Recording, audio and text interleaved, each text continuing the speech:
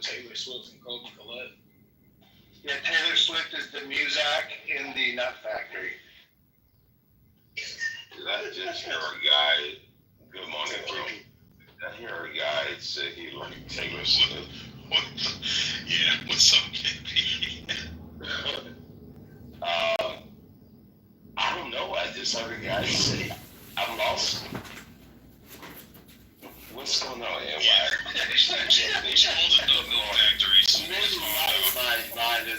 my mind got blown with that one. Okay, well, hey, are you interested in visiting Poochie's Nut Factory? That's the question. Say it again. I'm sorry. Don't. Are you interested in visiting Poochie's What Nut happens Factory? when you're in the mud? We start talking about visiting Poochie's Nut Factory. Poochie has a nut factory, and he accepts visitors. And since you're new to the room, I was asking if you're interested in visiting his nut factory. I'm good. I totally took a visitor stand. About some nut butter, you know. you get a free Taylor Swift CD too. Yeah, you can listen to Taylor Swift in a nut factory. Nah, I'm good, bro. That would be oh my god. That's a porn movie. It sounds like a porn. I want to go to Planters. I want to go to Planters factory, not to the Poochie Nut Factory. Nah, man, it's a black-owned business, bro. You gotta support it. No, sir. No, sir. On the internet, can you go from quantum physics and science and UFOs to fucking nut factories? There you go. Poochie's Nut Factory. Shout out to In the Muff. Let's go, motherfucker. Let's go. Over the buzzer, man. It's a black beardless. That was some real nuts in the mouth right there. Wait a minute. If they nuts, are they, what do you call them? Nigger toes? No. Oh, you can't say that anymore. My grandfather. No use of the N-word in the Say that house. word here, bro. Okay, I have not heard that since I was a little tiny kid. My grandfather called him that one time. The Brazilian nut. He called him that one time when I was a kid. Okay, KP, what is your description or word that you use for low-class black people? Say what? What is the word you use for low-class black people?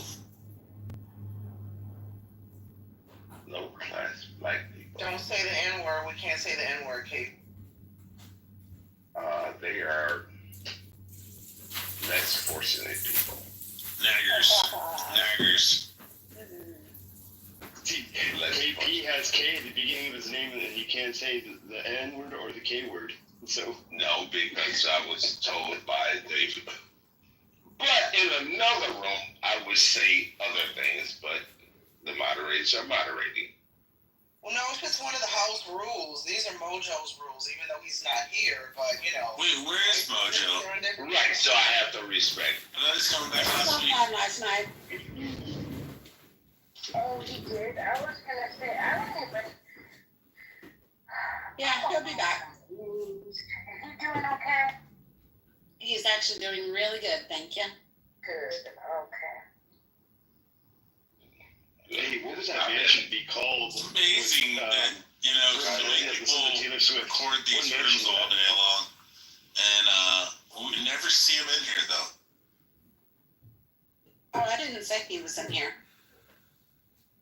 Because I've been punching left and right for people on this app. It's stupid. Yeah.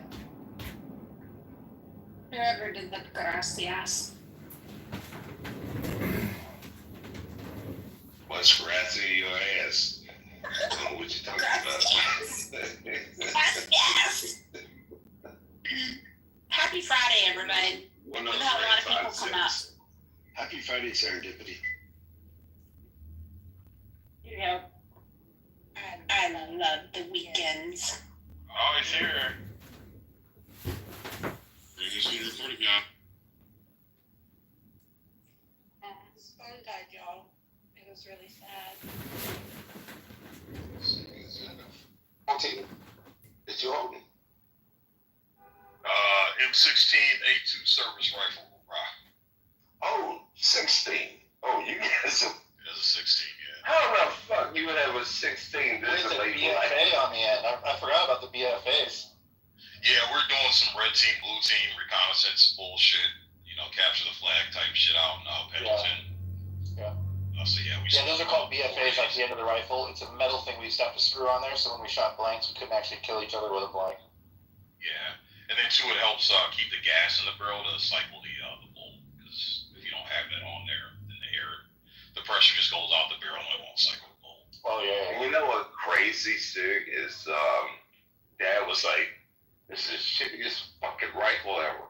Give me my 14 back. I love the M16A2. I was telling Sig the other day that I had a record in Okinawa for shooting 20 out of 20 hits on a 12-inch round target from 500 yards with iron sights. And I don't know very many rifles I could have done that with other than the M16. Yeah, that's a hard shoot, Mike. That's very fucking impressive, man. Very fucking impressive. I mean, I remember to the day, like, getting the first one and hitting it and being like, okay, you know, and it just kept going. And I remember being like at 10, 11, 12, and it was just excitement was just building. It was super cool. You gotta love a good long gun in the muff. Ladies, you have a preference of long guns? Oh, I love long barrel, short barrel, racking. These terms. You like double barrel, extra wide? Yeah, they just do it for me, you know?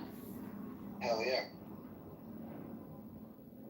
I'm not saying a word. Okay. Come on, now. You should have seen us girls in chat one day when these boys were geeking out over their guns and the terminology that we were using, and we were like, what? We were having a heyday in chat while they were totally geeking out on stage. See, what year did they stop using that rifle in the Marine Corps, the one you have in the A2? Fuck, man. So, I don't know, man, because they were still issuing it. I know they were phasing out to M4s when I got out. But for training, yeah. My son, though, says he when he went to candidate school in Chicago, the Naval Academy candidate school, they train with M4s. The M4 is basically the exact same body, but just shorter barrel, or it's detachable stock. Yeah, shorter barrel. But the body of it itself, the core part of it, the function, all that's identical. Yeah. It's just the gas system. I think it's mid-length gas system versus rifle length with M16, and then then a 14-inch barrel instead of a 16-inch barrel. So I don't think I could have got 20 out of 20 at that distance with a shorter barrel. No, absolutely, yeah, more than likely not. Absolutely not, man. Yeah, absolutely not. Do they have automatic anymore? Do they use fully automatic now instead of 3-round burst? Or do they No, it's still 3-round burst. They're never going to go back to fully auto unless, you got a crew serve weapon, saw, something like that. Just because I looked at the research, man, and the reason why they got rid of full auto is because troops and soldiers were just dumping waste ammo, man. They were just dumping fucking ammo, so they went to the 3-round burst as a conservation method. So they're going with that net zero warfare, Sig? Is that what they're looking for? I don't know what net zero is. What is that? Oh, I mean, like, no environmental damage. They care about the environment so much, right? Oh, yeah, right. Yeah, I mean, shit, if we left it up to these fucking tree-hugging retards, man, they probably would. We'd probably be firing with, like, vegan bullets and shit, so that way, Vegan. I mean, technically, all bullets are vegan. That's a great thing. I think that's amazing. Impossible bullets. Are Marine Corps fire teams, which for everybody else in the room, there's small groups that Marines fight in, are they still comprised of 2 riflemen and a saw guy and 2 50 cal guys? Is it the same as it used to be? Your squad's going to have the 50 cal, but your fire team's going to be typically, saw guy, 2 riflemen, and a what is it, saw? Not a 50 cal though in this fire team. I've never seen a fire fire team with 50 cal, bro. I've seen it. I mean, I guess they could. We were taught in the early '90s. We did that. There was two guys. Like, one carried all the tripod and everything, and the other one handled the rifle because he needed somebody to switch out the barrels. So there's two guys that did. Yeah, that might have been back in the day. They might have switched it up, but as far as I've been out in the field, like I don't a fire team. I've always seen like a squad, you know, a squad will have a 50 cal. I've never seen a fire team broken down individually. But every single 50 cal I've shot or ran into has been vehicle mounted. It's been on an engine. Yeah. So yeah. I got a picture of me at Mount Fuji shooting one on the ground, a tripod version, sitting on my butt. Oh, they're fun as shit, bro. They're fun. Yeah, they're fun. Yeah, the Mark 19 grenade launchers too. They look, for everybody else in the room, it's a machine gun that shoots little grenades. They look like bees in the air when they take off, and then just then they hit all of, you know, like a big storm of hit. You know, it's for lobbing over areas and getting people that are like down in crevices and stuff. But those things are super fun to shoot. I've always had a dream of like shooting a 50 cal. I've been to like the range. How would it? Do I like Google it? How would I? Like a Desert Eagle. Desert Eagle, Dolly.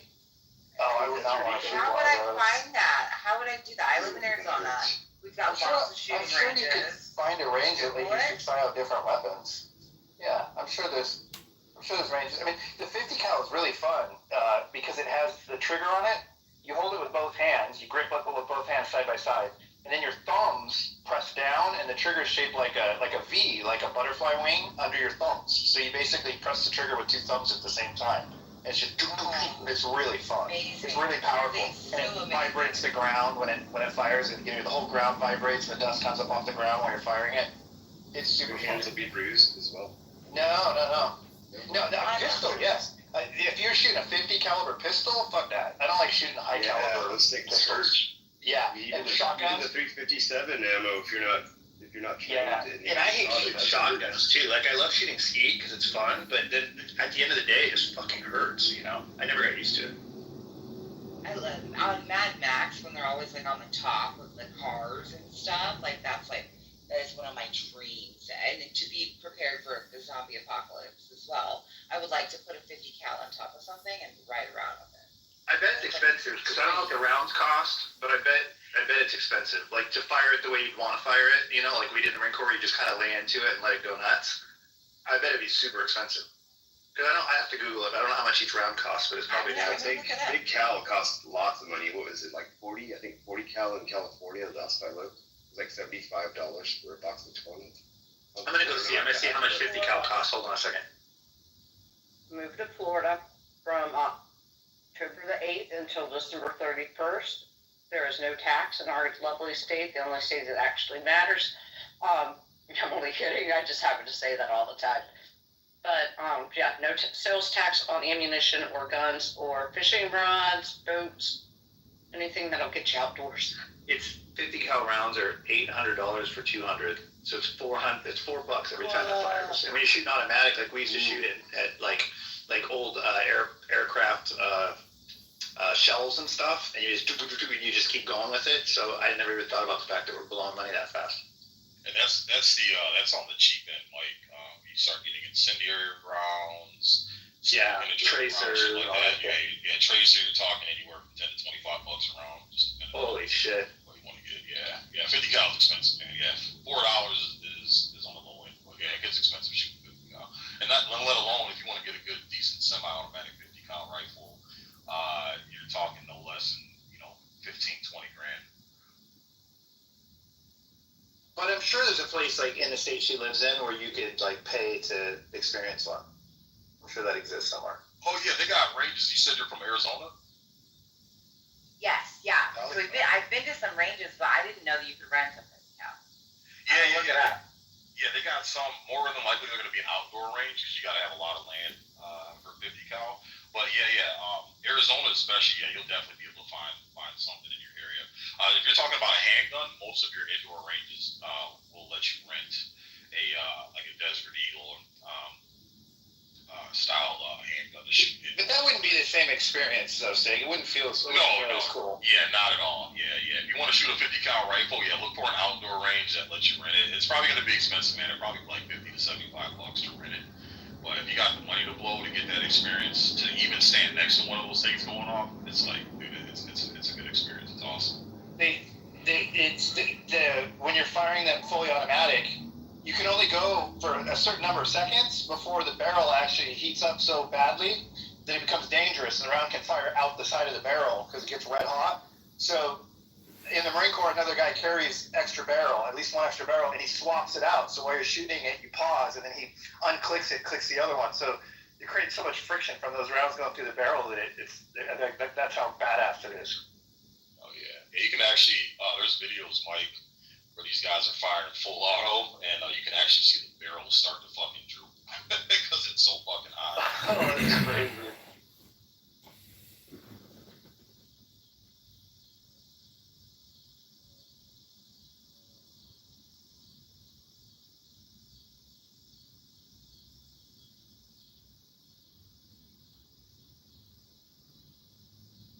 Is Florida the only state that at our gun ranges, they actually have a bar and restaurant attached? Because I Yes. brought this up before. Yes. People tell me that's crazy. What's up, MG? Hey, John. How are you doing? What can I help you with? I'm good. I have a quick question for you, if you don't mind. Sure. I'm looking for the recording because apparently I was a part of a discussion that I wasn't aware of. So I was looking for the recording from yesterday. Do you have it? You'd have to check my YouTube to see if you can find it because at 13 phones and I cut every hour. If I film for, that's hundreds of videos a day. So all I could say is I can give you some YouTube links and you can try to find it. It's like too hard to do one-off requests at this point. Gotcha. Can you put it in the chat and I'll take a look. I can't figure out which Instagram is yours. There's too many. No, it's not on Instagram. You can't live stream on Instagram anymore. Oh, on YouTube? Yeah. Okay. All right, just go under your name. Let me copy and paste it for you. Hold on. Okay. I appreciate it. What's this PTR about? Let's see. Yeah, Jay Breska said he's going to send me $1,000 if I can get him the Roger Mayhem Pepe Docs video. And it's there. I have it. But, if you could say it, it is not true. So I don't want to even waste my time for somebody telling me they're going to give me $1,000. Okay. So there is the primary YouTube. On that YouTube, there's other profiles for other YouTubes. I would just say don't waste too much time looking for it because there's a good chance you won't find it. Okay. Well, I will. If I do see it, because I have a lot of accounts. There's like a 12-day gap right now, or a 13-day gap between recordings and putting them from unlisted to public. So yesterday I started doing it, and I'm going to do the rest today. So there's about 1,000 videos about to be put into the public space. But nobody looks at my shit, so it doesn't matter. But I will. So you haven't put yesterday out there. It is on one YouTube account because that account, for some reason, everything gets listed as public as opposed to unlisted. So let me get you that YouTube account. This is the biggest one with over 7,000 videos. Let me get you that one. So you can see yesterday's recordings. Let me just get you the direct link. And you can probably find it. And if you try to space it out based on the time, you can probably find it quicker. Okay. This one is John Z. Kitover, Congressman.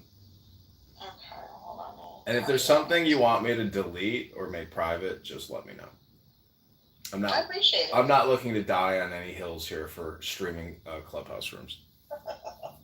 I appreciate it. Well, thank you. Okay, sure thing. Have a great weekend. You too. Take care. Bye. Bye.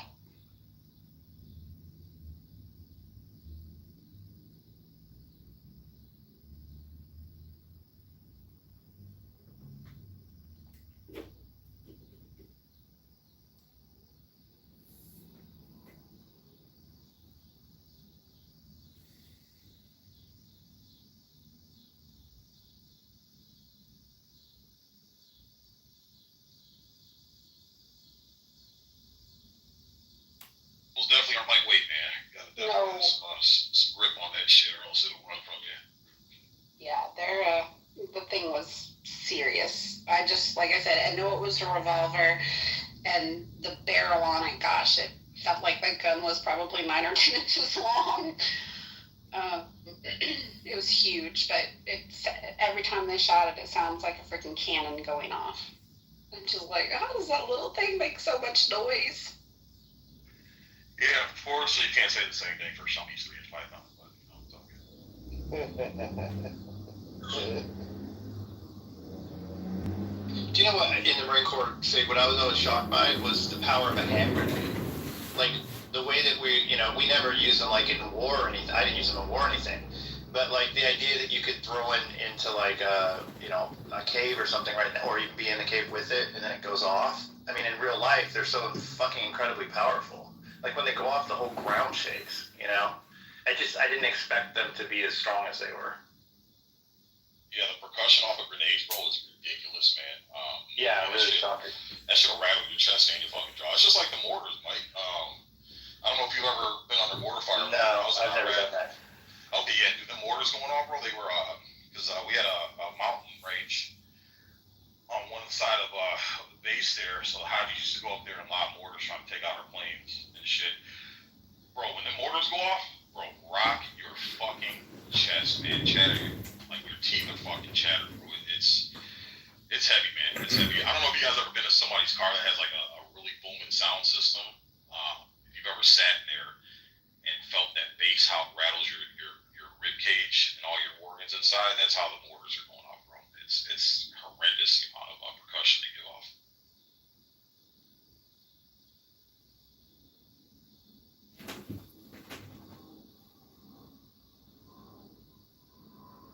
Funny story.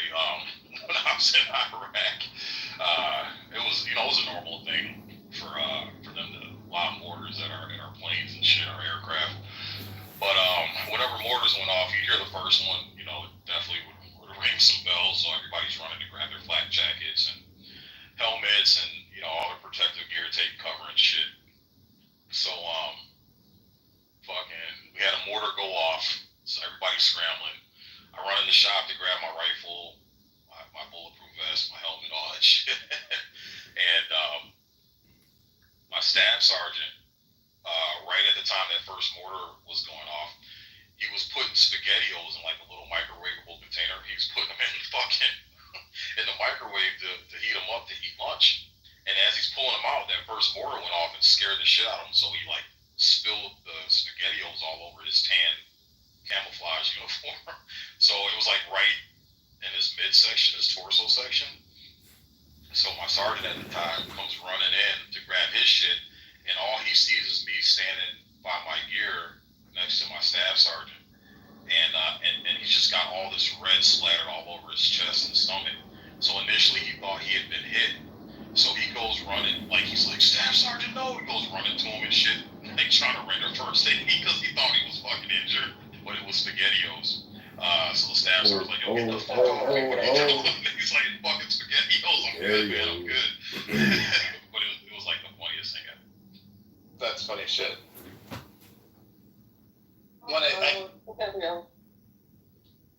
One of the funny stories I have about the Marine Corps is when I was in Iwakuni, there was this. We all started piercing our nipples. We got drunk and we were in our barracks, and we started like putting safety pins through our nipples and piercing them. And then we went to the PX and just bought like regular earrings or whatever, sticking them. And it was like a trend kind of. And I was a lifeguard on base, so I had to take mine out whenever I was a lifeguard. I had to put it back in. It never fully healed. It was a nightmare. But anyway, I was wearing one. I would wear one under my camis. It was like my little sign of revolt. I wouldn't tell anybody. And I was a journalist. I was a combat photojournalist, but I wasn't in during war. So I would I'd write news stories for the base newspaper and stuff. And my boss told me to go interview the first sergeant, who's like the most hard-ass son of a bitch that I knew. Go interview him about this rumor that they heard that Marines are piercing their nipples and how fucking inappropriate that is and all this. And write a story about it. And I was like, okay. So I worked the headquarters building, so his office was only a few doors down. So I went down there with a pad of paper to take notes and, interview him. And I walked in and I said, "First sergeant," he's like, "Yeah, what's up?" I'm like, "Hey, I'm here to ask for you. I need you to give me a quote for a story I'm writing. What's it about?" "Oh, it's about Marines piercing their nipples." And he's like, "What?" And I'm like, "Yeah, apparently there's some Marines on base that are piercing their nipples, and I just want you to make a statement, And he's like, "Are you fucking kidding me?" And he stands up and he goes, "Stand up." And I stand up, and he comes around his desk and he walks up and he goes, "If I fucking knew a Marine had a nipple piercing, you know what I'd fucking do?" And I was like, "What?" And he slams his hand into my chest, but my nipple piercing was on my left boob, and he slams his hand onto my right boob, and then he grabs a hold of it and yanks and pulls back. And my heart was just pounding, and I was like, "Oh my God, he would have ripped it right out of my fucking chin if he would have done the other one." It's so fucked up. You would have really had a purple nurple, Mike. I would have been bleeding under my camis and be like, "Oh, okay, thank you for the quote." I mean, that would be like me being up here on stage talking about the best time that, I need some dude in the groin. It hurts. It just hurts. To think about, yeah. I ended up getting my nipple pierced officially later, my other one, and to be honest with you, it's fucking awful. Like, I used to have my tongue pierced at one time, that didn't really hurt. I had my ears pierced at one time, that didn't really hurt. But the nipple, dude, it never healed. Neither one. The one I did and the one I officially got done. Neither one of them ever healed.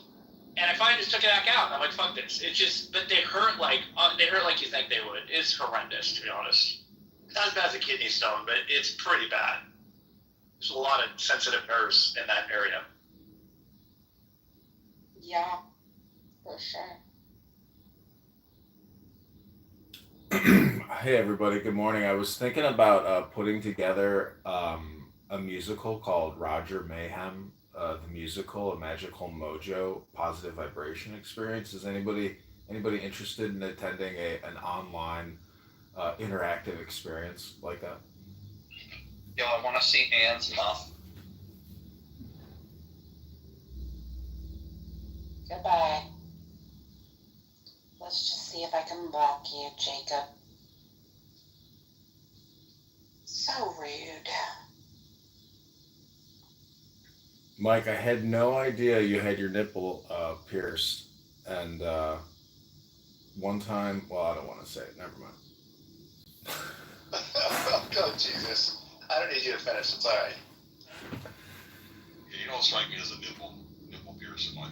So, yeah, it's definitely. When I got out of the Marines, I went nuts. When I went out of the Marines, I went nuts. I got my tongue pierced, my nipple pierced officially. I got my ears pierced. I dyed my hair blonde, like the white hair thing, that look to short my hair.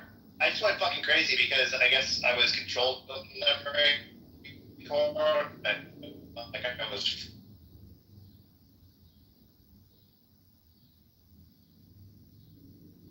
My tongue was pierced, and man, every time I eat macaroni and cheese, which I ate a strange amount of, I would bite down on the fucking bar, and when you're chewing at a normal pace and you're not paying attention and you bite down on the little freaking metal ball thing, you literally, it sounds in your ears like you cracked your fucking tooth in half. Like, it was horrible.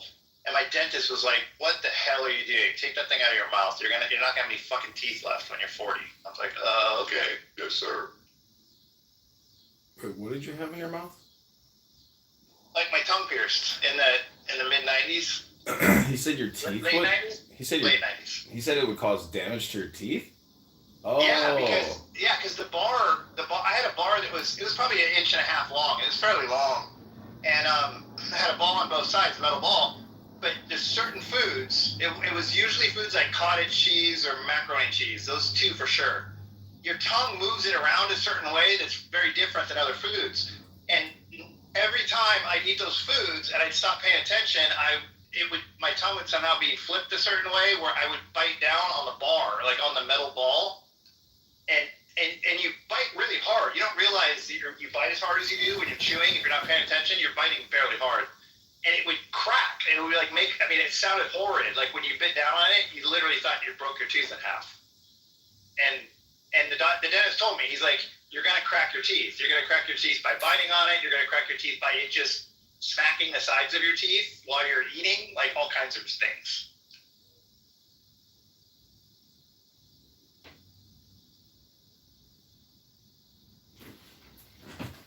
Yeah, it's important what you put in your mouth, and it's also important what comes out of it.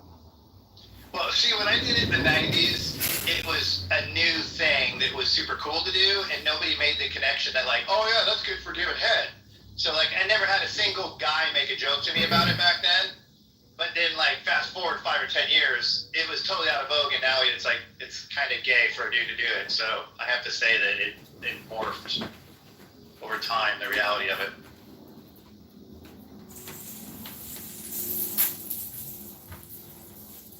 Yeah, I've heard of people breaking their teeth and shit, having tongue piercings. Same thing you said, you explained, Mike, is biting down and just crunch. The next thing you know, they got 3 pieces of teeth floating around in their fucking mouth. Sounds painful as hell.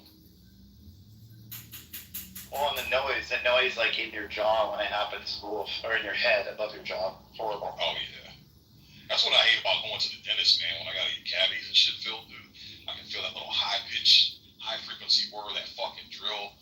Like, even though everything's numb, bro, but I can feel that shit in my brain, man. It's like, ugh, it's one of the worst. Dude, have you ever had to do that when you feel the heat a little bit? Like the numbness is just worn off enough where you feel the heat of that drill heat? Yep. Oh, I hate that feeling. Oh. Yeah, bro, I'm like, definitely, I hate the dentist. So whenever I get work done, man, I'm like, yo, numb up my entire fucking jaw, give me the fucking gas. I take like 2 fucking aspirin, I'll smoke like a half a joint. Like, that's how I gotta get it. That'll work. Hey, Sig, I wanted to ask you a question. In terms of like education, and I don't want to promote Jay Bresca's masculinity mindset or whatever masculinity program or education that you provide, but I'm wondering what in the military overlays in terms of, like, if you were to give a class to young men on being a man, what overlays from the military in terms of like an operations order or a frago, something to that extent, like how you conceptualize, plan, and execute. You want to take this one, or do you want me to hit this one, Sig? Go ahead, Marvel. Yeah, that's a good question. But go ahead, Marvel. You got it. Yeah. Responsibility, accountability, discipline, attention to detail, planning, just being, not wasting your freaking time. When I went into boot camp, the one thing I learned was not wasting your freaking time. Just getting your ass up in our bed and getting ready and wanting to start your freaking day. That's the one thing I freaking learned. I'm like, why was I wasting time taking a shower and brushing my teeth? And you want to sit here and relax and get up in the morning. No, it was get your ass up in the morning, put your clothes on, wash your ass, shave, and get the fuck out and start your freaking day. Yeah, I agree with that. I got two. One is that when we were sick, we had to go into work anyway. And they would send us home if we were really sick. You still had to get the fuck up, get dressed, go to work, be responsible, and then there was no such thing as a sick day where you just bitch and complain, right? And then, you could get sent if you were that sick, sent home. And then the other one is in the Marine Corps anyway, adapt and overcome. So basically, failing is required to succeed. So, you try to run it, you try to go over it, you can't go over it, you try to go around it, you can't go around it, so you blow a hole through it, but you make sure the hole's small enough that you won't damage, whatever's on the other side of it. And then you go, and then you hit the next wall, and then you try to go over it, you try to go around it, and then you go through it. So the reality is, what I see in millennials is this desperate fear of failure, so they never try. And the Marine Corps is about adapting and overcoming. You're going to fail, but you can only fail so many times before you'll succeed. And so that would be mine. Yeah, it's just, I know Sig has he's way more in his experience than I do, but just that's just the basic level of when it comes to manhood. Like, you have to keep going, take accountability. Where you were wrong, if you're wrong, stay wrong till you get right. But yeah, that's a mess you made. Now here's what you made. Now clean it up and do it right. And I remember that was so insane when one of these petty officers said, "What's wrong with getting it right the first time?" I'm just like, "We're gonna get it wrong. We're gonna get it wrong." The first and second time, I don't know where that question came from. That's what made me pop up out of nowhere and just say, hey, there's a lot of things you in the military, and unfortunately, there's an environment that can man you the fuck up. Also, prison. Unfortunately, because that would teach you more survival skills as far as psychology is concerned. But I wouldn't recommend that because you don't learn social skills. I was talking with somebody, and they were telling me that their ex, like, you don't learn survival skills. So I wouldn't say prison can be a second, but I would never recommend prison. That's not for the fan fire, obviously. First is military. But I have seen some of the toughest guys come out of the yard, but I would never recommend that as the first choice. But I'm gonna shut up and get my mouth. No, those are some good points. I would agree wholeheartedly with Marvel and Mike. I think for me, kind of something that they didn't mention, John, is accountability, but not only self accountability, but accountability to your team. That's one of the biggest points I think that kind of helped me step into manhood that the Marine Corps taught me was that the world doesn't revolve around you. It's your team is greater than you are. Team is greater than self. So you have to be 100% on point.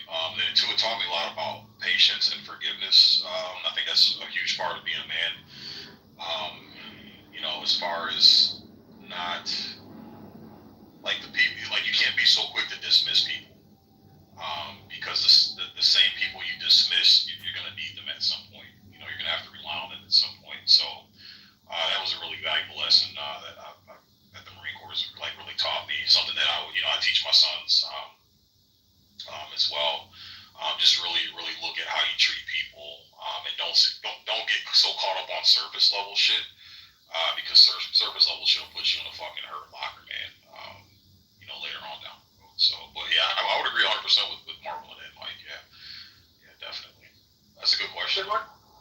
The Marine Corps also taught me the difference between men and women and how they're both strong. How they're both strong, but differently. I think my first indication was when I would look at the physical fitness test the Marine Corps had. The men had to do like 17 pull-ups for a perfect score. And the women didn't have to do pull-ups. They used a pull-up bar, but they had to do these things called bent arm hangs, where they were held up onto the bar, and then they put their chin above it, and they'd have to freeze and hold. And I never knew a woman that could do 17 pull-ups, and I never knew a guy that could hold at the top of the bar like that for more than like 60 seconds, and they would do it for over 2 minutes. So what I realized is that men had this like explosive power that was quick, and then it resets.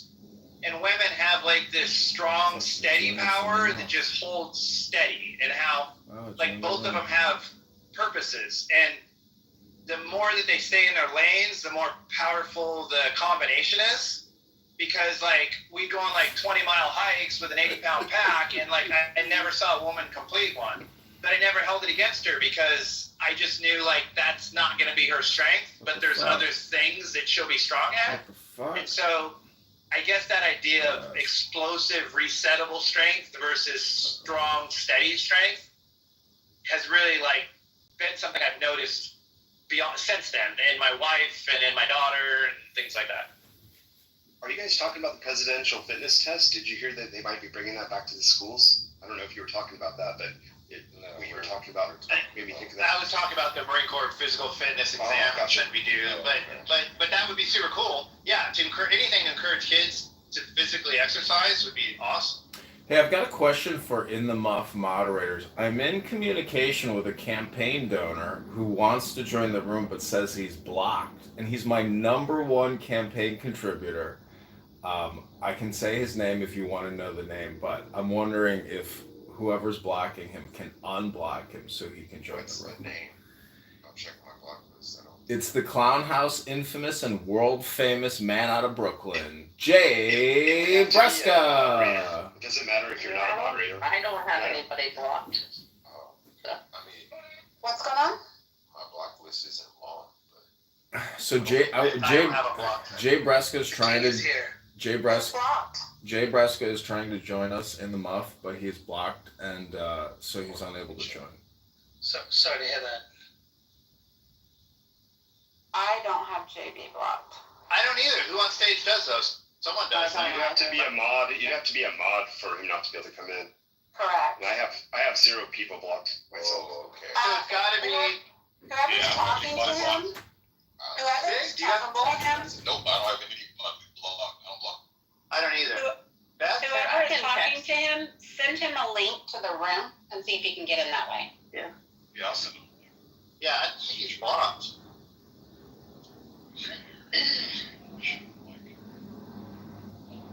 How's everyone doing this Friday? Happy Friday, y'all. Doing good. Just driving back from LaGuardia. Okay. Hey, King Naveen. This is West Coast, by the way. I don't think you know. I'm here. East Coast. East Coast to West Coast. What's up? Well, I say West Coast, Fred. I know you remember me. Did you just say you were at LaGuardia, King? I said I'm driving back. I had to drop off my parents to LaGuardia. Oh, sorry to hear that. Yeah. Driving back from there. Actually, Trump rebuilt that airport really well. What? Watch out, we'll get triggered. I see my sister down there. Shout out to her. I'm just gonna say hello. How you doing with the red cap? Hey, King Nav, what do you think about John Bolton's house and office getting raided by the FBI today? I wonder if they cut his mustache while they were at it. I always wonder, like, dude, do you groom that shit? Like, you know, it's got like a piece of hair going that way and stuff on the TV. Like, dude, why would you come on TV like that? You look like a piece of shit. Do we know why? What do they call it when you have a mustache? A taster or something? A longevity taster? Or you can, Yeah, they raided, those who are asking why they raided only because apparently he retained classified information for which he leaked in his book, and he also leaked outside of the book, and Trump was investigating him in 2020, and then Biden decided to not continue investigating him and drop the investigation into leaking classified information, and so Trump is just picking up where he left off.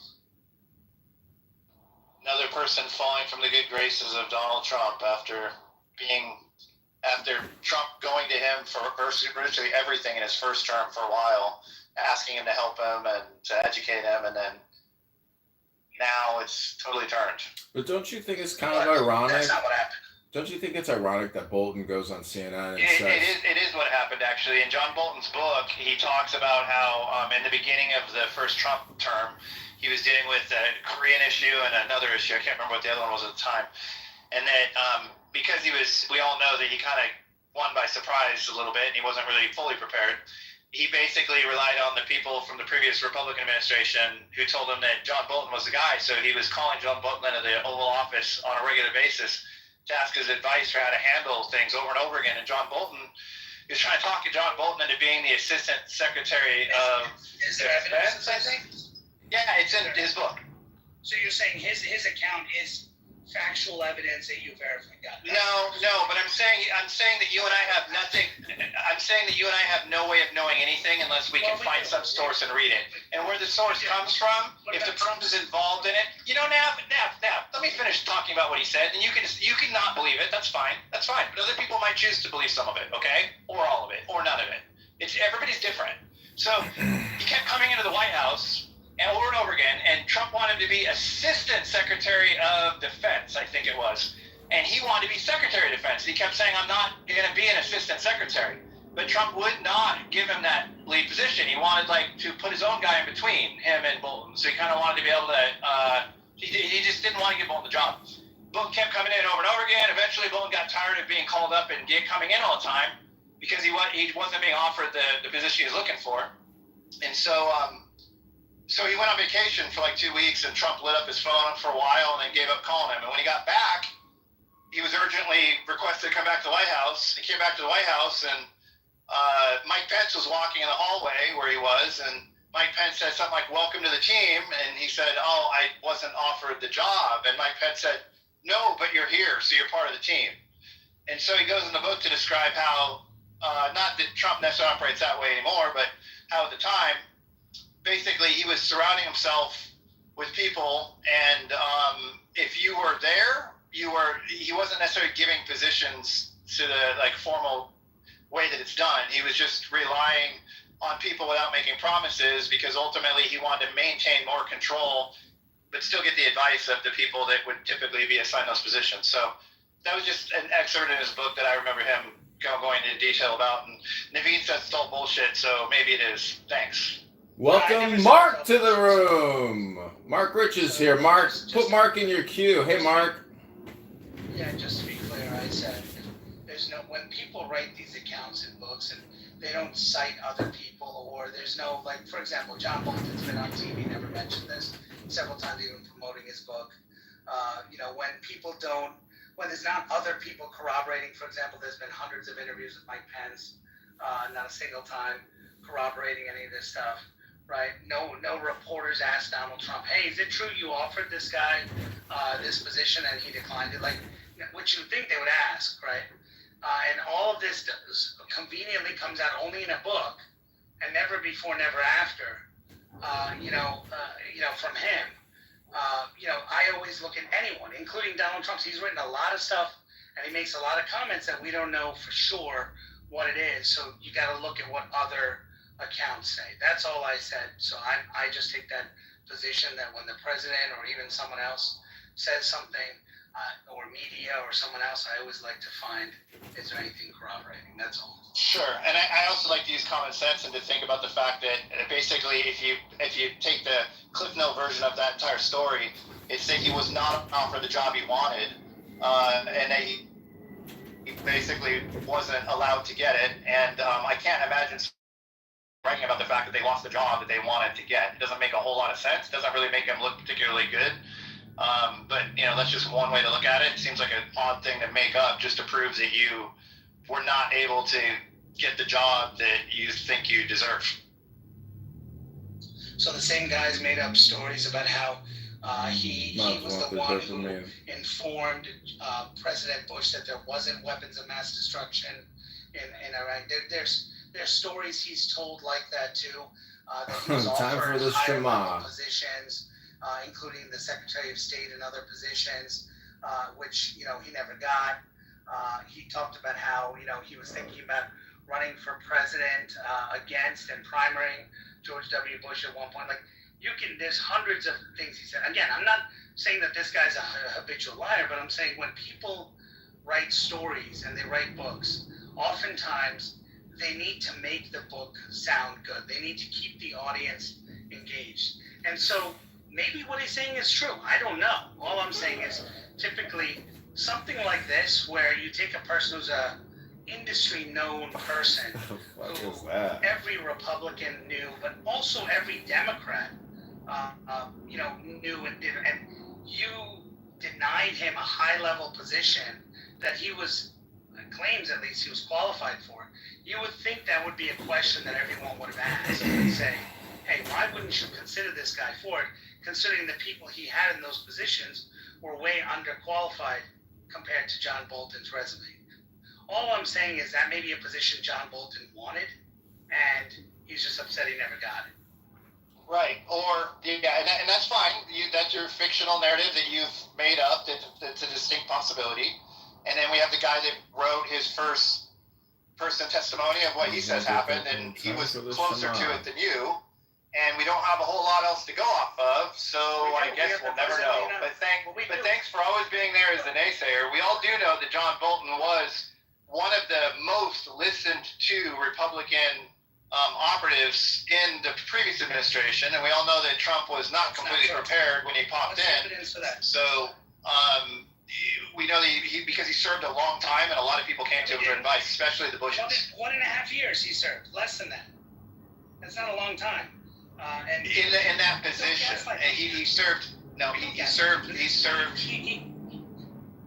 You said okay, I'm done. I mean, somehow I knew that.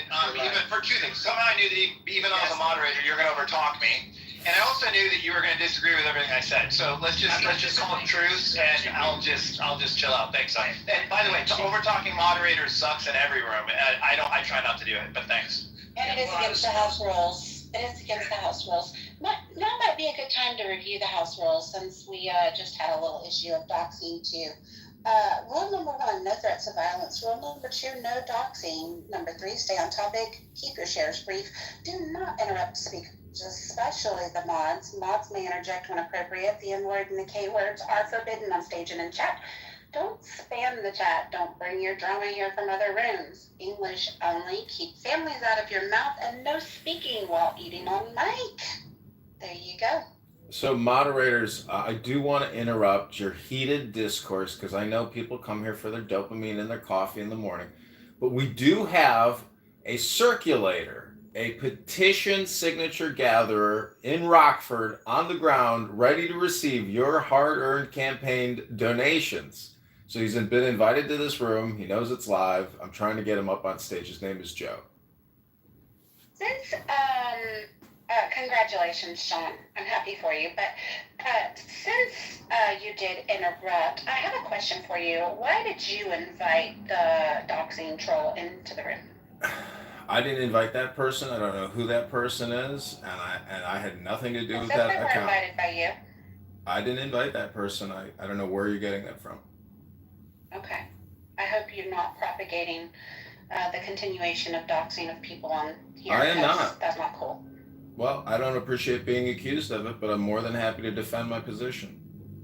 No, like I said, it just said he was invited here by you, so that's why I thought to question it. Well, I like to play pranks, but I know the rules in here, and I want to obey the rules, and I hope everybody here wants to obey the rules. Cool. Yeah, because the house owner has been rather generous with regards to giving you public support, so I hope so. So just to piggyback on the earlier conversation, I was just saying that John Bolton was not a person that Stephen Miller and other people was actually a person who, you can hate him or not, is and I actually don't like everything Stephen Miller says. Is actually, I could go for an hour about the things I don't like about him, but he's a person who the entire administration listened to. The other person who was in the room, which wasn't mentioned by someone earlier, was Donald Trump, and his claim is, I brought this guy in because he loves war. When he walked in with North Korea, immediately they all turned their heads and they said, oh shit, this guy's here, he wants to destroy us. He said, I used him the way he should be used. And he said others in the establishment recommended him to hire this person, which that part is corroborated.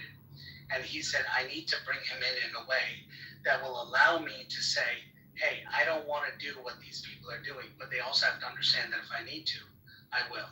And so he gave me credibility in terms of walking in a room saying, hey, I'll bomb the hell out of you. And so that is what the other person in the room said about it, but there was no mention of offers of position, which could have happened, but we'll never know that. So I just wanted to clarify that and just clarify that he was not the most listened to person in the administration. And in fact, a lot of people objected in the administration. In fact, in their books, which are personal accounts of what occurred, including Alyssa Farrow, who hates Donald Trump, wrote in her book that nobody in the administration wanted John Bolton to be hired. And for some reason, the president was insistent on hiring him, just like, other accounts are there too. Thank you.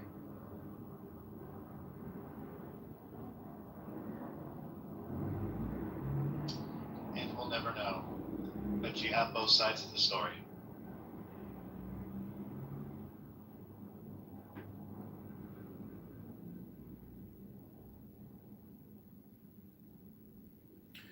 Well, a lot of people like to say the cliche term karma's a bitch, but I think karma means action, and action means getting signatures on petitions. So I just messaged him again. I hope our candidate Joe, who wants to do the work in Rockford, comes up on stage and introduces himself and tells you what his plan is. Because in my PTR is a picture of all the bars in downtown Rockford. Tonight and tomorrow night, easily 300 signatures of confirmed voters What are you in up the to? 16th district. We have zero What are you up to signatures. now? We have zero No signatures. signatures for ballot? Okay. Joe has the petition paperwork. He says he has a printer. He's ready to get to work for 15 an hour, or we can pay him per signature. But some of the mods, Mike is a donor, so Mike has say. Mike can, definitely. I want Mike to talk to this guy because this is basically his first day and his onboarding. And tonight, I bet you Joe can probably get 200 signatures. Hey, Mark. Hey, I got 50 signatures for my own candidacy this morning at the train station in Schaumburg. So and that was only an hour and a half. So it can be done. Yeah, I need to check to see where the metro goes into Rockford because that would be a big spot. The train stations are like, I call them honeypots because the people are just standing there waiting for the train, instead of trying to get somewhere, they're just waiting. And that's a good time to approach people. Yeah, it seems like the $15 an hour benefits you, John, and the paying by the signature benefits him. So. Yeah, I say, work a day at 15 an hour and then determine whether you think you can make more per signature or hourly and then do a blend of the two.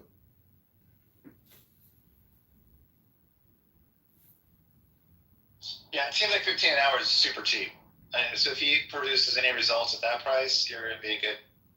Hey, I want you to know tomorrow at 12:30 in Dundee, the CRO, the Congressional Republican org, is doing a petition drive for me and about 10 other candidates. They can't do you, John, because they're printing walk lists, and it's in Dundee, so it's in the 8th Congressional.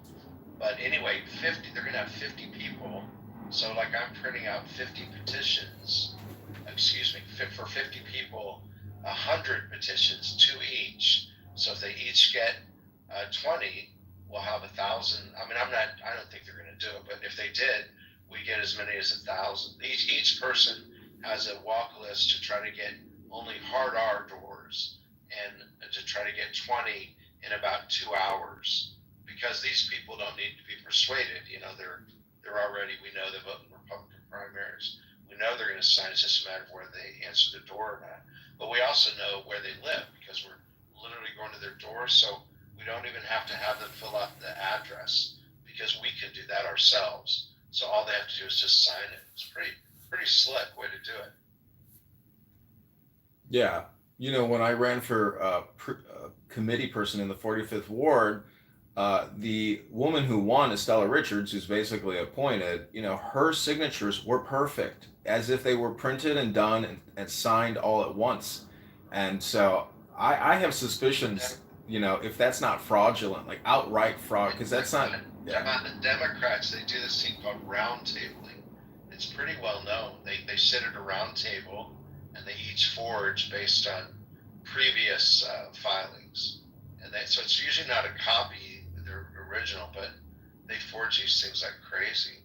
And Max, when he ran, now 4 years ago, when he ran and he was the nominee in the 9th, we challenged the petition of Ellison, who was previously the nominee, and we got him off the ballot because they were forged signatures and people who signed it didn't live in the district and he didn't meet the threshold. He was yelling and screaming and threatened to sue us, but meanwhile, Max was the nominee and didn't have to have a primary because we challenged his petitions.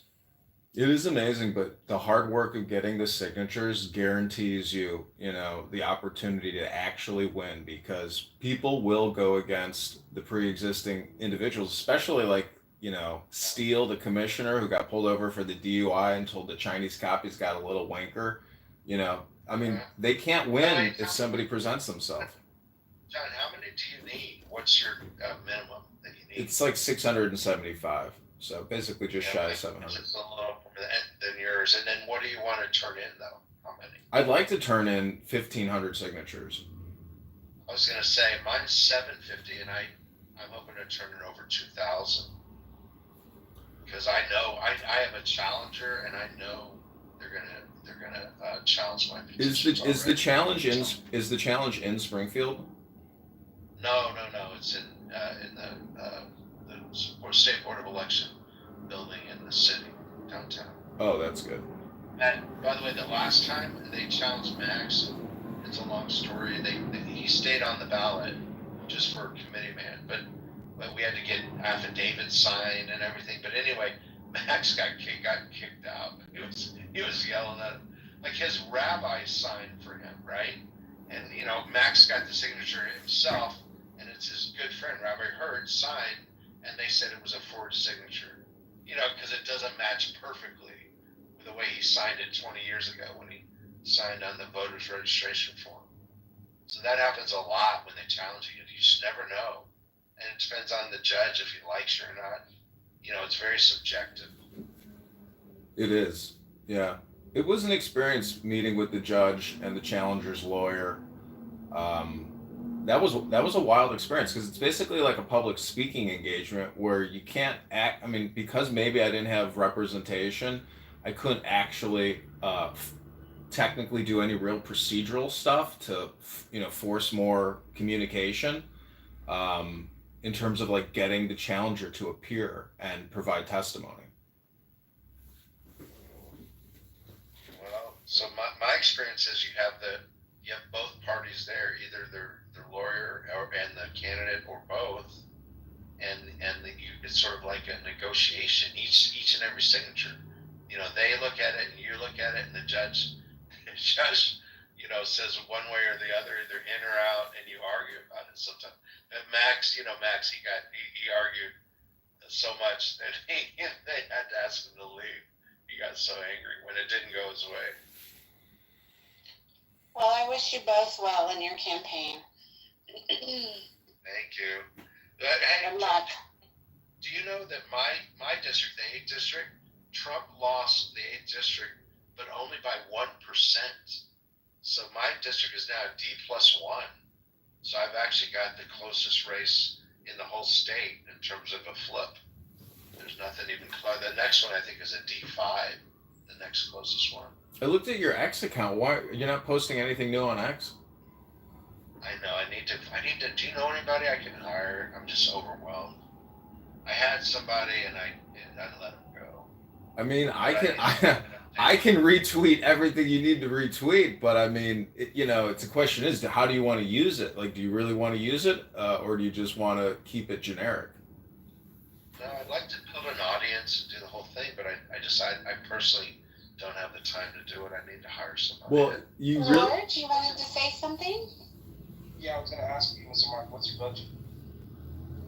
No, I don't even have a budget for social media. I just don't. No, I just need to find a good person and pay him whatever is reasonable to do that.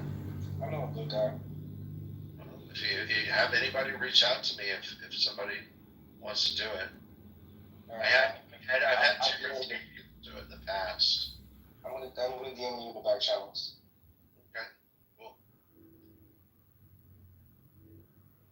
And Mr. John. Oh, did he run away? Yeah, I'm here. Is there something you want to ask? No, I just want you to remember what I told you. Yeah, I don't remember what you told me. Sorry, Lord. You're a bitch. Oh, please illuminate us as to why I'm considered a bitch by you. Because you're running for Congress. Yeah. You're online sounding like a grown bitch. Oh, I remember now. Okay, I won't forget, Lord. Thanks, Lord. That escalated. I guess I'm a bitch. Oh, no, y'all. Mike. Everybody has an opinion. That was the most civilized personal attack I've heard on Clubhouse in several days. We do it right.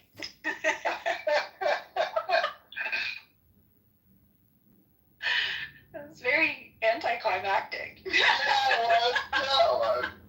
You're a bitch.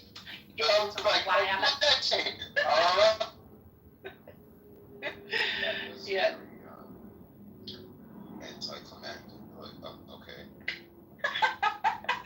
Thanks for sharing, everybody. See, Lord, you know what I'm doing over here? I'm sitting here playing with my mustache and I'm taking deep breaths. But I remember what you told me yesterday, and I'm not going to forget it. So thank you very little, Lord. That's good. That's good.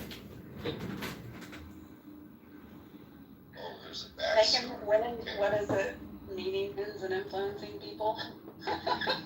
Okay, I want an origin story. I want an MCU movie of this Oh, no. Luke versus John.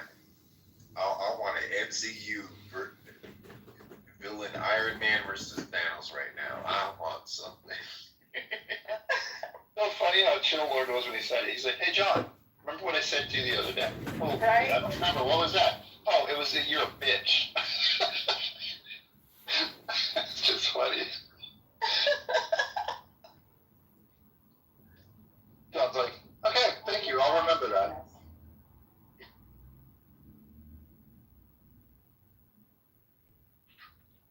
So, Mark, I just want to say something to Mark. Mike here is a campaign contributor to the campaign to elect the candidate, Congressman John Kitover. So we've raised $610 off of Clubhouse, and out of that 610, I hope Joe shows up. If you're in the audience, Joe, please raise your hand and come on up because this is your onboarding to go get signatures in Rockford tonight. Thanks.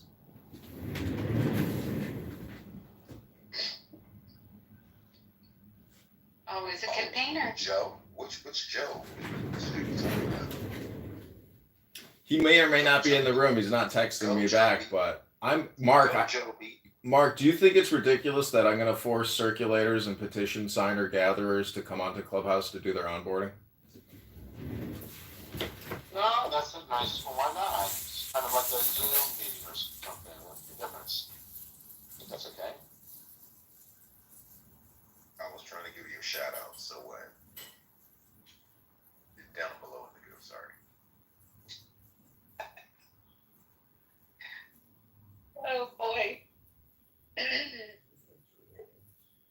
Well, I hope y'all have a happy Friday. Hey, so today I'm making a speed to Barrington. Costs $150 to go. They're sold out, so there'll be a couple hundred people there. But my opponent in the primary speed.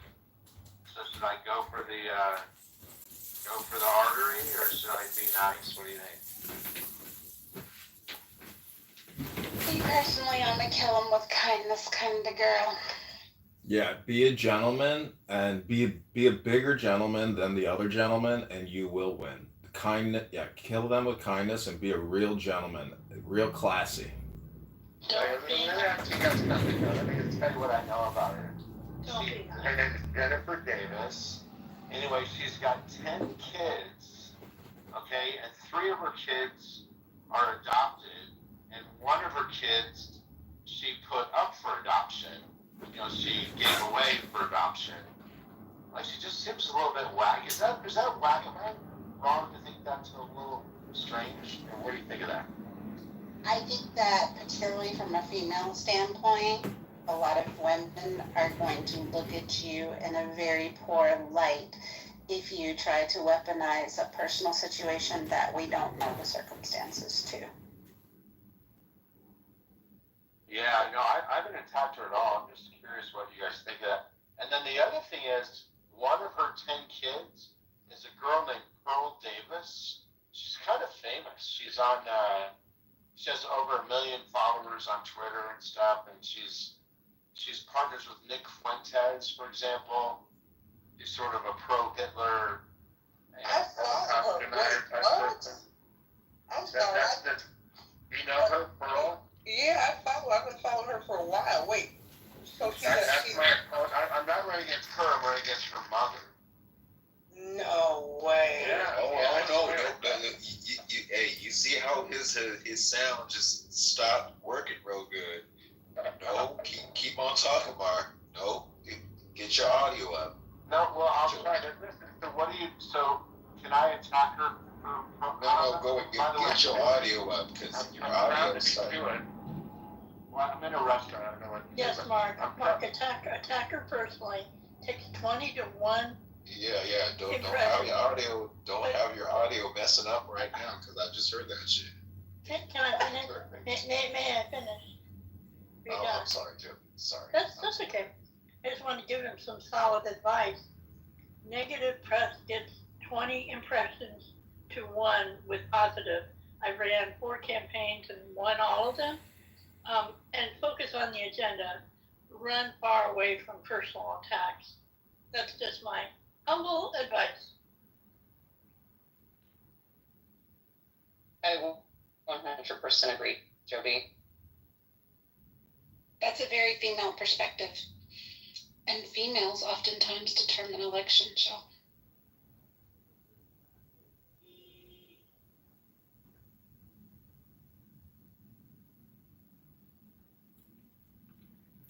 Yeah, when I ran for junior class president, I made a joke about how I raised $5,000 in a date auction, but if we auctioned off the ladies here at school, we wouldn't raise enough to get a Snickers bar. So I was charged with sexual harassment for making a joke during my campaign speech, and I lost the election. So, be a gentleman always, and generally, it's all about that positive vibration, because when you bring up an adopted child, that immediately, causes a friction. So I would leave it out of your communication and replace it with positive, in the muff, mojo vibrations. There's something off about you.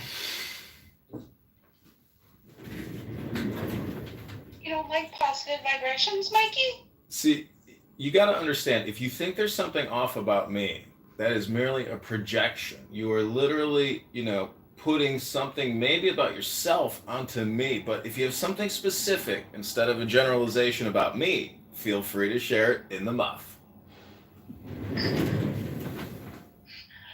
Oh, Lord.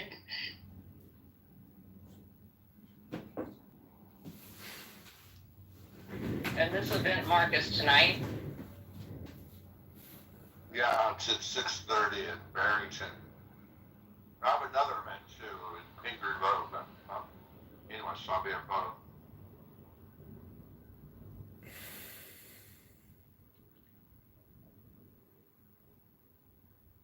Mark, what do you think about breathing in the muff?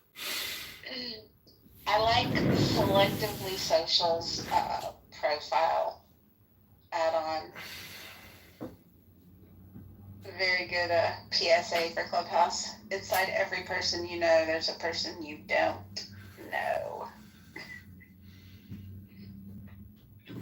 Isn't that the truth? Sheesh. Right? So, Mark, I don't know.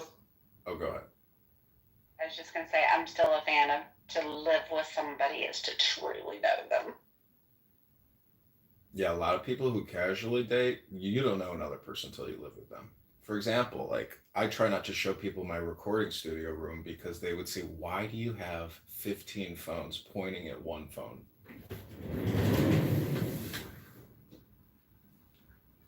Yeah, they would think you were creepy, John. Okay, they'd think you were a creep and would probably run out the door.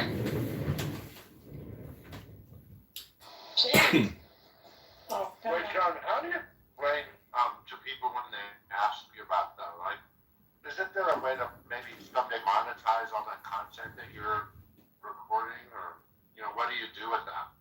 Well, there's about 20,000 videos on YouTube now, and 20,000 videos on Instagram, and about 100,000 X posts. So if you sign up for Premium X, your account gets monetized. And if you arbitrage the accounts and you buy followers through Google Ads or through X Ads, you can basically rapidly monetize the account. And it's just an arbitrage spread.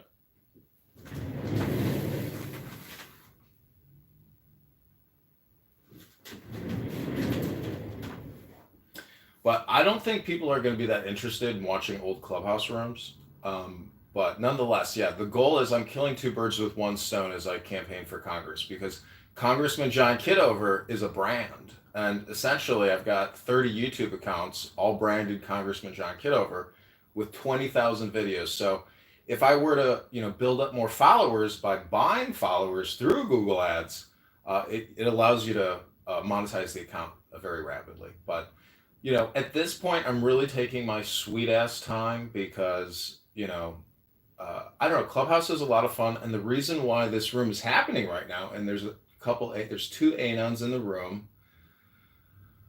We have a couple people listening. So there are some people that are not friendly to this campaign that I'm running. They think that I'm being taken advantage of by In the Muff. And the truth is, there's a lot of salty, unhappy people on this app with their own conditions in life.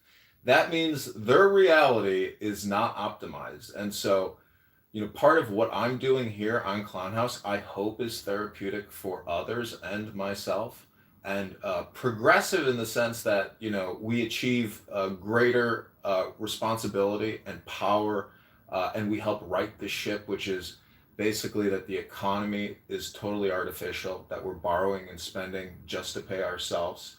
So the whole system is upside down, and I think using Clubhouse, to flip it back upside down with the light touch of a feather is the best way to be in the muff. So, John, people are asking, what is your agenda as congressman? Are you able to answer that? Like, what do you look forward to having and to pushing forward for the people? Sure. So I answered this. I did a big podcast interview yesterday. Not you, John. Mark. Oh, I'm sorry, Mark. Go ahead. You said why am I running, basically? At the president? No, your agenda. Your platform. So I'm probably very close to the MAGA movement agenda. I'm very conservative across the board, whether that's guns, taxes, or energy policy, foreign policy. It's boring to talk about it, but if you have specific questions, I can answer them. But you probably think I'm Donald Trump, basically. I do. What's your position on education choice? 100% for choice, more of it, homeschooling, Catholic schools, religious schools, and try to take the advantage away from there's so much control by the teachers' unions, which, like in this city, in Chicago, we've got, not just Chicago, the state, that's the worst outcome educationally, like almost in the country, we're like 47th or something out of 50 states, and yet we pay about double per pupil. So all the money is going for pensions and teachers and administration, and nothing is being done to educate the kids. It's very, very bad. And of course, they're trying to take away school choice. So as you can hear, I'm very much on the school choice side of things. I don't know anything, by the way, where when there's no competition, you get better service or a better price. And that's what they've done in the state, basically made it almost impossible for others to compete. I understand you guys get, I don't know if the rest of the room is interested, but you get on average $30,000 a student per year. Should have outcomes. Oh, he's on the phone. Yeah, like I said, it's like double what a lot of other states, like private schools, for example, that have test scores that are about double. In other words, like the reading proficiency and math proficiency in public schools in Chicago is about 20%. So 80% of the kids can't even read at, grade level, but the private schools, the same tests, it's the other way around. It's like 80% of them are at grade, maybe even higher, and yet they spend half the money per pupil. It's like $15,000 per pupil. There you go, friends. An ed choice person. I'll be quiet now. Mr. Mark, I think I would love to ask you two questions of and these two questions are related to current events that are currently happening in the United States or globally. Okay, go. All right, the first question is, what are your opinions on issues like, I was reading this recent headline, there's a Israeli head of cybersecurity, Tom Alexandrovich. He was arrested in Nevada for child sex crimes, and I think you've heard the story. Honestly, I don't know. I hadn't heard about that. Yeah. If somebody's guilty of a crime, they should go to jail. All right, and the second question I have for you is currently we're living in a new world order. CDC child health death records indicate catastrophic transgenerational harm of mass mRNA vaccination. A new analysis of CDC data shows children born following mass mRNA vaccination of mothers are dying at 77% excess. 30-year decline in infant child mortality reversed in 2021.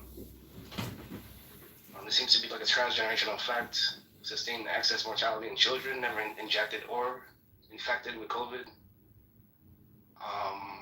Death rose among infants in Utah. If you're just asking me my floor against vaccinating kids with experimental. I'm not done. I'm against. Wait. Wait for me to finish answering. Okay, I'm asking a question. It's kind of long. So basically, data is showing us that there's a catastrophic transgenerational harm of mRNA vaccines that were rolled out. You're noticing a 30-year decline in infant child mortality that was reversed in 2021. And there seems to be a transgenerational effect, which means that basically, the blood of many has been tainted and it can never come back. The depopulation is happening. The populations of the world are falling. Children born from parents that took mRNA vaccines are dying. As Congressman, what would you do to address this issue of depopulation? So I'm very much aligned with RFK Jr. and his views on this. It's not a one sentence answer, but I'm very suspicious, and those stats that you are saying, they sound. I mean, I wouldn't doubt it. I can't see it to verify it, but I think maybe one of the biggest crimes of humanity is going to be in the future. We're going to look back and see that we've murdered lots of people, and I have friends. I have friends that have died arguably from taking the vaccine. So I'm in that camp that I think we should never mandate that people have to take it. I'm way against that. Because data and scientific studies are showing every day that the COVID shots are depopulating the world, and they are deleting generations.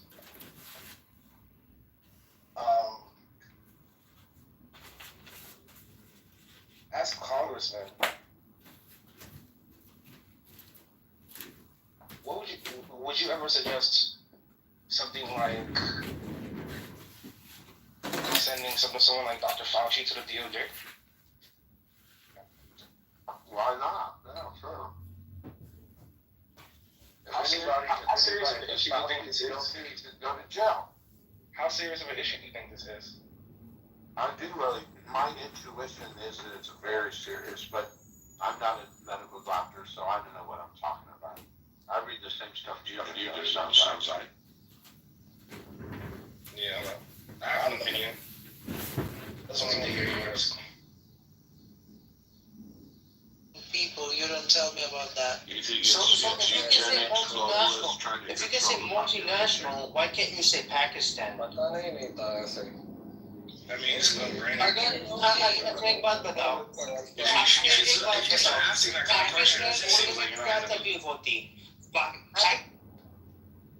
Maybe I'm not in the loop. I told you I'm not a doctor. I mean, the White House has came out themselves and wrote reports. Russia has wrote reports about us. Russia said that the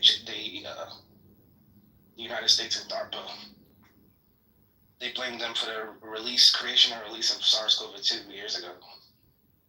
They have a 4,000-page document connecting COVID-19 to DARPA, Obama.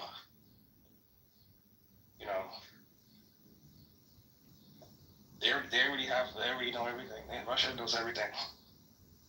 Look, I just am for transparency. I would like to get to the bottom of that.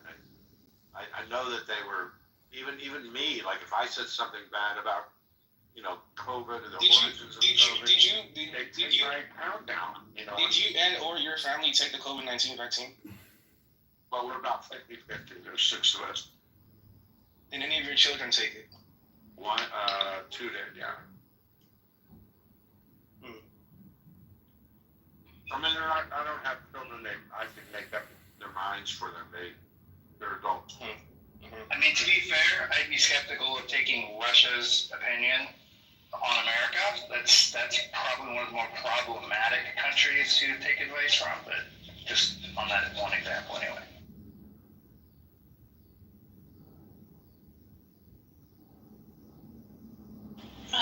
Mark, I encourage you to read a book called The Collapse of China and or Who Will Tell the People.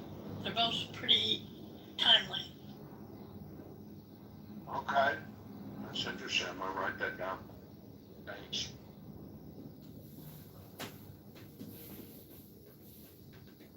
Well, I will say thank you, Mark. I appreciate your responses. No, thanks for the questions. I enjoy dialogue like this. But I'm not a politician, by the way. I mean, I lost by a little bit. I really have a chance to win this time. But I'm in total opposite. I emphasize again, it is free to join my community. The stocks I share are also free. The techniques and strategies.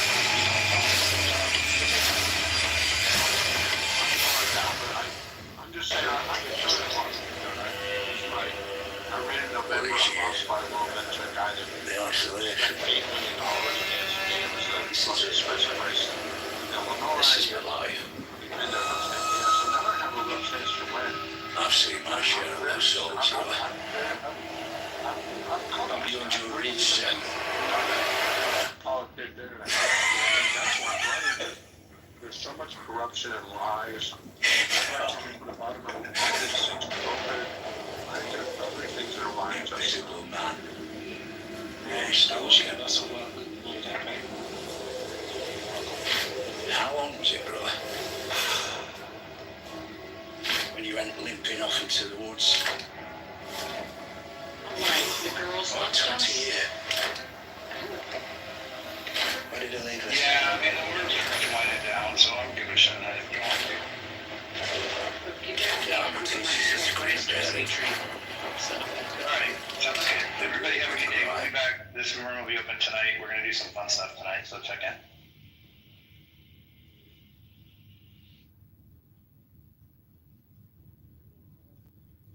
What up, Craig C? Welcome to Candidate Congressman John Kitover's podcast.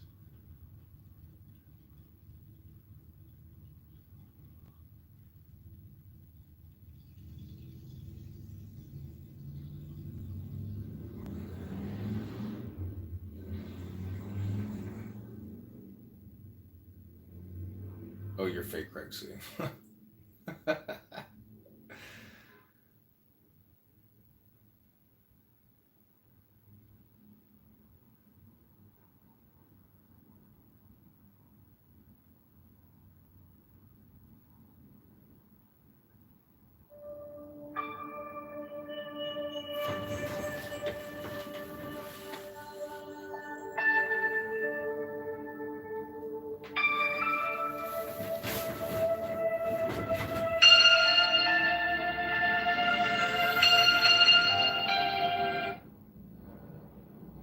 Okay, I'm gonna end this one, go back to the muff.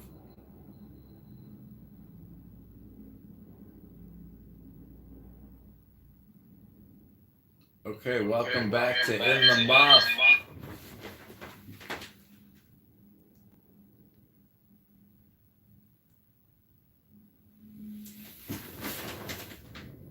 Okay, everybody, welcome back to In the Muff. I can't unfortunately change the room title, but we're going to invite some people back and keep this little game going. In the Muff with candidate Congressman John Kitover. Marvel, how are you doing this beautiful afternoon? It's now 12:27 p.m. CST. Where are you at, Marvel? Where are you calling in from on this clown house world?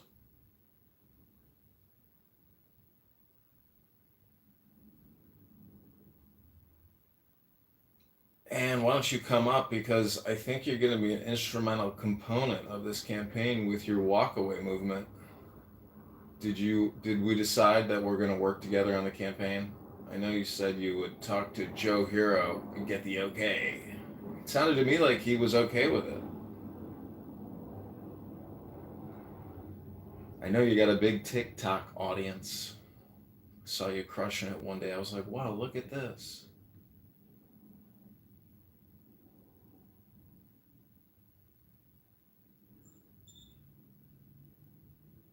What up, Ali? Hello, guys.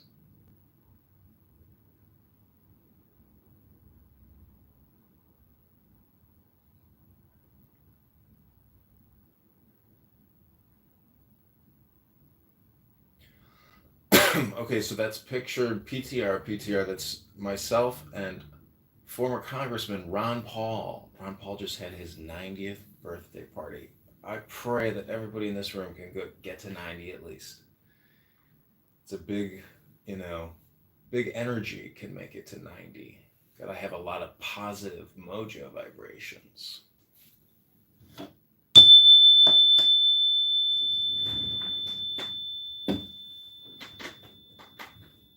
Okay, so I'm going to share with you all some super positive mojo vibrations. It is more blessed to give than to receive. So if you haven't contributed yet to the campaign to elect candidate Congressman John Kitover, click my profile or just click the link in the chat and give,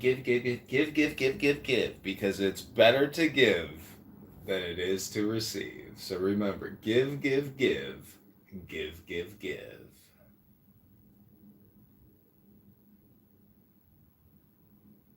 Okay, we're gonna do a quick little pause break as you give. We're gonna do a 5-minute silence. Here we go. Starting the 5 minutes, take the deepest breath of the day.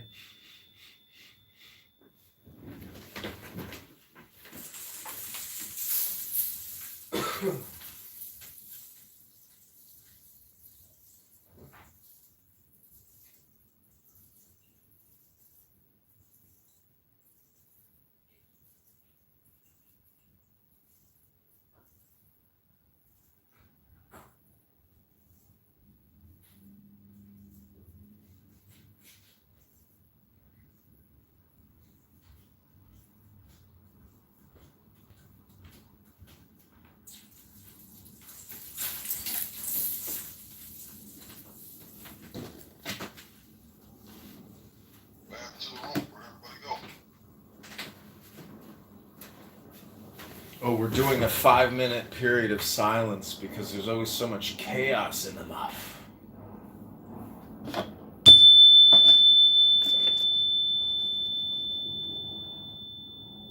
think there's chaos in every month, bro. Let's just bring chaos. So the Hebrew term is shalom bais, which is peace in the house. So if you want peace in the house, you have to figure out what's the magic word if you want to get more peace in the house.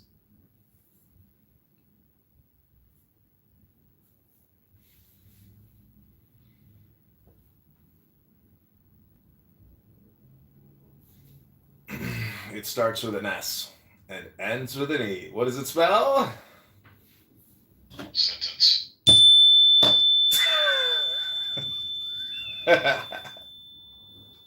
No, it's silence. Oh, okay, gotcha. You're right. Oh, fuck.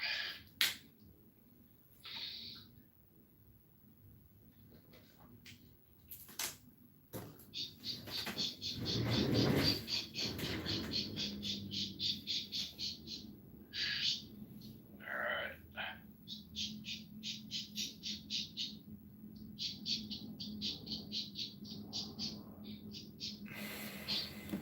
How's your campaign going, John? It's good. I'm trying to get the first onboarding done here on Clubhouse, and but I think we're gonna get the signatures. There's plenty of time to get enough to get on the ballot, and I'm pretty sure enough people are willing to sign where it will be able to pass the examination and get on the ballot. Okay, all right. On here, get on here. Yeah. So you gotta, yeah, I heard, because I was gonna throw you a couple of dollars, man, help you out. But I heard that everybody's name has to be like accounted for and all that shit. Like you have to use your legit name and all that stuff and address for. Yeah, I will know. donations or whatever. I will personally know who you are if you donate to me. Okay, well, I'll give somebody else who donated to you the money. I will personally know you. I don't want to do anything illegal. No, it's not illegal. There are rules when you donate, and the rules are on the donation page. Okay, cool. All right, sounds good. Yeah, I'll just do it that way then. Do it that way. Yeah, So you got my respect, man. You got my respect for getting up and taking charge and actually putting rubber on the road, brother. So good luck to you in your campaign, man. I wish you the best. Yeah, thanks. I mean, the big win is just getting on the ballot. That's all it is. If I get on the ballot, that's the win. I probably won't win at the ballot, but the challenge of getting on that ballot, I think it's a healthy and a positive thing to do. Yeah, no, I agree with you, man. I agree with you. You know, it's the more people like you, actually, even if you don't see anything fruitful from it, but it opens a lot of people's eyes that, hey, they can take action. You know, if they see something in the government they don't like and they want to start a grassroots movement to make some changes locally, I think it's a good lesson that you're providing for people and show them that it can be done. You know, it's not impossible. So, yeah, no, I'm proud of you, man. I wish you the best of luck, brother. It's fun because it does allow you to center yourself on social media, and they keep taking my X account down. Unbelievable. And every day I have to re-verify it. So enough people are complaining against me on alternative platforms and this platform as well that, you know, that the fact that the accounts aren't getting deleted is a big win for me, because I have a YouTube account with 7,000 videos on it, 3,000 videos. If they delete one of those, that's many years of work. So, the way I conduct myself, but the way that I'm also, I'm just saying as you have seen in this room today, people come in here with very negative mojo vibrations. So these people that are complaining for your accounts, are those people here on Clubhouse, or these are like outside people that just don't want to see you on the ballot? I think it's both, because I've got haters on all platforms at this point. But not like, I hope, bad haters. But what I'm just trying to say that in the muff, you got to take a deep breath, because everything is just for a day. And if I think that this app, and I say it all the time, I think it's a roast room, and I am self-deprecating, but I will also roast other people. And I do like it when I get roasted, because it's a kick, it is a kick. And in the muff is where it's at. I just can't wait for the #1 campaign fundraiser to the campaign to reappear in the muff and bring us the super positive mojo vibrations. I'll be sure to let him know you miss him. I've tried to support the spirit of, how he wants things run. The rules are important, and I've heard the rules, be violated today. And I would just say reading the rules here forces you in the now, because in the muff, you are not allowed to talk about former drama rooms or anything from the past. Look at the rules. What is it, rule number 4? This is true, but we all know that Mojo comes on slant on interpreting the rules, and then he allows occasional bending here and there on certain rules, that being one of them. And I have worked pretty hard to try and not let the gossip mill and the rumor mill just get carried away in the conversation. If I feel like it's starting to get that way, I try to bring it back and say, okay, let's just not like rehash that here. But I also don't want to stop people from engaging in conversation either. And I think as long as they're being respectful and they're trying to be conscientious about, not laying out names and just shit talking people for the purpose of shit talking people, I will tend to let that slide occasion. But I do try to keep a handle on it. Serendipity that I know. This woman's serendipity I know. I've got some tea about her. Edie knows all my dirty secrets. Where all the bones are buried. Yes, she does, because she helped me bury them. That is Assured mutual destruction, my darling. Yeah, exactly. That's how you make sure somebody's having truck shit. You just make sure that they're involved in all the shit. That's right. Get them to help you bury the bodies. But we actually have had some really great discussions in here the last few days, too. I mean, there's been a lot of positive discourse and dialogue, I think. So, that's a win. And we got a lot more rooms. People was taking pot shots at the old masculinity mention this morning, Sig.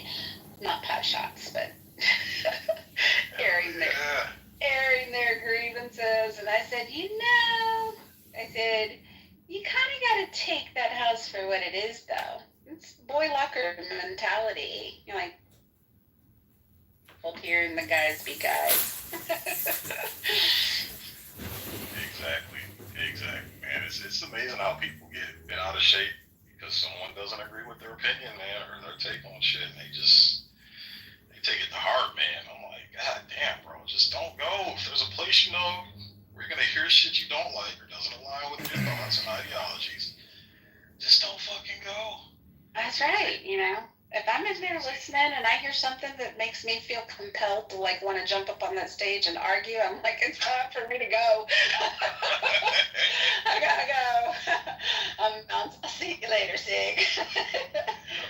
That's why I love white women. White women don't like to fight or argue. It's like, I'm gonna bake some cookies. I'm gonna make some brownies. Life is good. Life is good.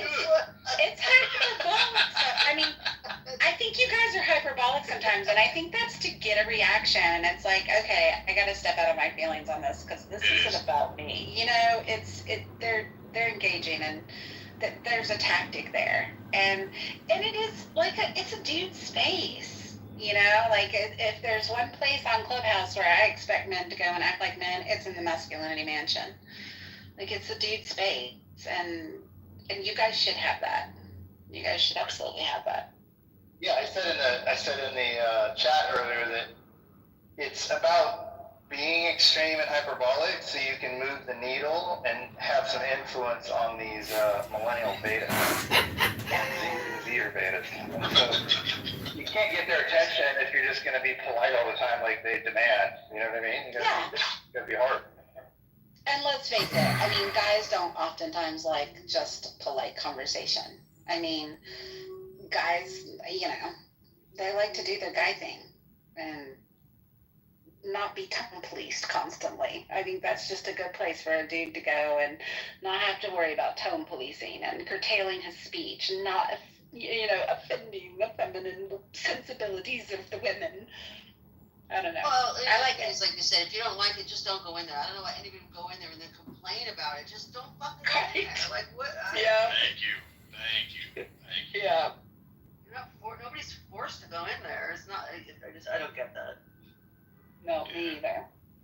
But and you're right. Serendipity, 100%. You and Mike are both right. It's a lot of it's hyperbole, and the reason why is to grab people's attention to get them into the conversation. What I found is that it's going to be heated at first because the person's initially offended, and they're clutching their pearls and how dare you, and but once you can cool it down, you can actually make some really good friends off of some of these contentious conversations. There's one young guy from Detroit named Threeski. Serendipity. This dude was trying to beat me to fight me. This motherfucker was pissed at some of the shit that I was saying. But now he comes into the rooms and, he's like, damn, on some of this, gender war shit, he's like, I gotta agree with you, Sig, even though I don't like your ass when it comes to you dragging on black people. But he's like, I have to agree. And now this dude comes in the room and like, we're cool as shit now. You know what I'm saying? Right. So we've actually built a friendship off of the controversy and contention. Same thing with a dude named Ready Rock. Like, he came in hot as fuck, man. He's like, he doesn't like the way that I go off on black people and black women. But we had our words, and he story about why he thinks the way that he thinks and articulated it very well, and I can understand. But now me and him are cool as shit, So I've noticed some of the best friendships and connections I've made have started off controversial, and then you find a common ground. And you're like, okay, it's not as bad as we like to make it out to be. We can actually disagree, but still be cool, Yeah. Well, and like I said, you provide a place that makes it. They don't have to worry about the women and the feelings and the emotions. Like, they can get the egregious aggressive stuff out, and then, like you said, they can get to kind of the heart of the conversation. And just so you know, Sid, Monica and I, we've been battling and kind of brainstorming. We're going to do a kind of a series of rooms in the next week or so on opposition to the gender wars. We want to do a room that focuses on the fatherhood effect and raise up and lift up, men who are good fathers, whether they're in committed married relationships or not, because oftentimes women are referred to as single mothers, but they have a dad that's very involved in helping them raise their children, and it's not really a fair testament to say that, I'm a single parent when you're sharing that responsibility with the fathers. And we want to do some lifting of the women, lifting of the women in Clubhouse up to each other, and also calling women out. I think there's nobody better to call a woman out on certain behaviors than other women. So, yeah, we're going to kind of do some oppositional to gender wars rooms and talk about how we balance each other. And we should spend a little less time fighting against each other and a little more time working together, Absolutely. No, I agree. That's a good idea. Well, I'll bring the MM crew in and we'll clutch our pearls and be offended. Okay. You come in and clutch your pearls. That's right. So I want to... How dare you say such? What's the term for the female, the women who hate men? Misandry. Yeah, how dare you be a misandrist? Oh my gosh. That's right. How dare you? Who hurt you? You must hate your father. I want to welcome Derry to the room. I just also want to say it is more blessed to give than to receive. It is more blessed to give than to receive. Click that link above now, and we're at 610. I want to get to $1,000 today. Rabono Shalom. Welcome to In the Muff, Derry. I was like, Betty's not going off mic. Right. This is just a little aside for a second. When people follow me, usually I see if they have mutual friends before I follow. Occasionally, somebody with like a handful of followers, I'm like, let me just give them a chance and follow them back. Almost 100%, 99.9% of the time, I'm going to get some weird fucking DM from them. Do not follow accounts with like 10, 20 friends. You're going to get some weird DM from them. Oh, yeah. I got the weirdest DM on Clubhouse ever the other day, y'all. I got a DM from some rando in the goo that said, would you mind sending me a picture of your socks? It's like, what?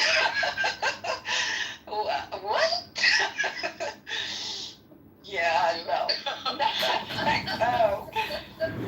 I actually put their chat in my PTR for a hot minute while they were still in the room, because I was just like, who does this? Who does this? Your socks, okay. I don't know. That's actually kind of hot. Picture your feet. First it's the socks, then it's the feet. Right. If I'd have done it, I would have totally gone in there and taken a picture of the baby's feet. I can totally see you in some winter wool socks serendipity. Right. That's a turn.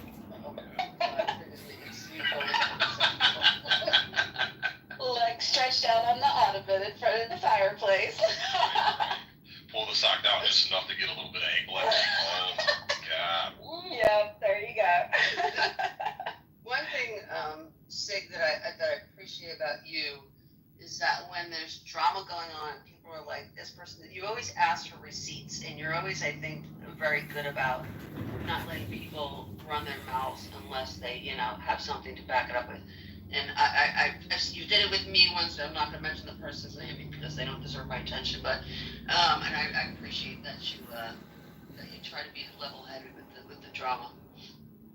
Yeah, no, absolutely, man. I just, it's a golden rule. Treat people how you want to be treated. I wouldn't want anybody just taking somebody else's word for granted to, not like me or give them an excuse to not hang with me or whatever. So I try to do the same thing. Yeah, that's the thing. Like I said, I don't make other people's beefs my beefs.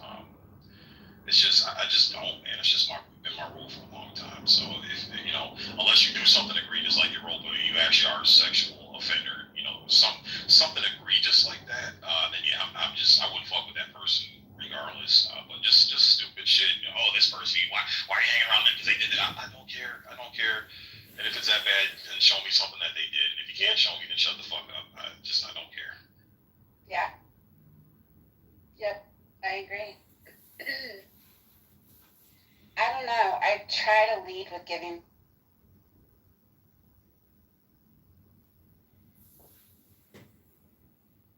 reasonably decent in most of their perspectives, and then I hear something really, egregious.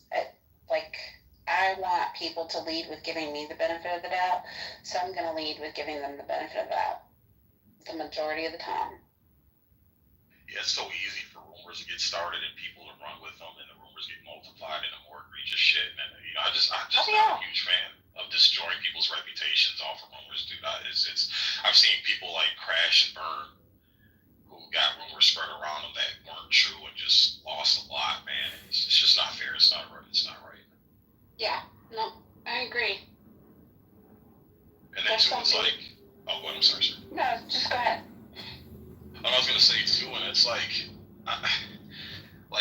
you gotta give humans room to be humans. We're infallible, dude. We fuck up. I don't like to judge people off of them fucking up because we all do it. I do it too. I do dumb shit. I've done a lot of dumb shit, and I'm just so grateful I have people that can look past that.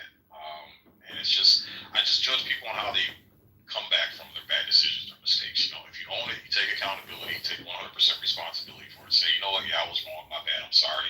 That's how I'm gonna make my judgment on a person. But we gotta give each other room to breathe, bro. It's just crazy how we pin each other to this box of perfection. It's just unrealistic, and that destroys more relationships than anything from what I've seen. Yeah, I agree. Because like you said, I've screwed up. I've done things on this app that I'm not proud of. I've screwed up. I've gotten on stage and hollered and screamed and whooped and, acted like a freaking banshee. And we all make mistakes. And there is something about being accountable for it and letting go and moving on. That's one of the big lessons that I learned here is letting go. I've had a couple of long-standing arguments and stuff with people, and you know what? I'm over it. I'm over it. I don't hold on to much of that stuff. Clubhouse has been good for me in that regard.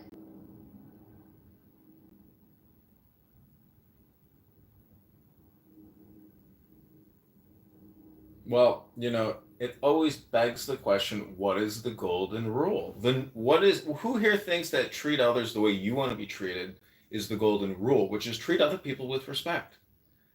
That's your neighbor. That's what peace in the home is, because if you treat your partner with respect, they're going to give you the same respect. But, I see a lot of situations where maybe some people aren't consciously aware that they're not giving respect and they're giving disrespect in their communication.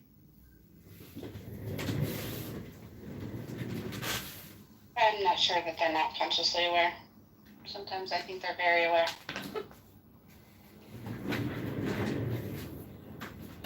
We're going to do a room tonight, y'all, on Karens, Jezebels, and Bethany's. Don't forget the Susan. Well, if they're not giving respect and they're giving disrespect, and you claim that they are aware of what they're doing, where's the accountability then? No, same thing. Oh, that's the problem. That's why I think women need to hold women accountable. Hence the Karens, Jezebels, Bethany's of Clubhouse. We're going to talk about it. The Scarlets?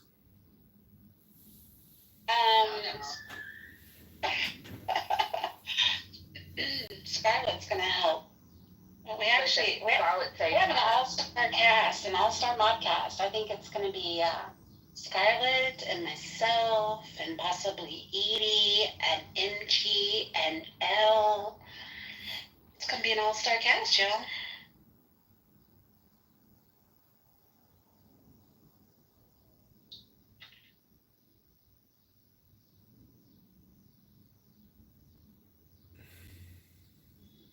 Well, there's nothing better than a good top of a muffin and a cup of coffee in the muff on a Friday morning. That's right. That's right. So I also just want to point out the number 9 rule of this room or this house is no drama from former rooms. But I would encourage anyone here to try to, enforce the rule. But, I'm willing to bet within 6 minutes, somebody's going to break that rule.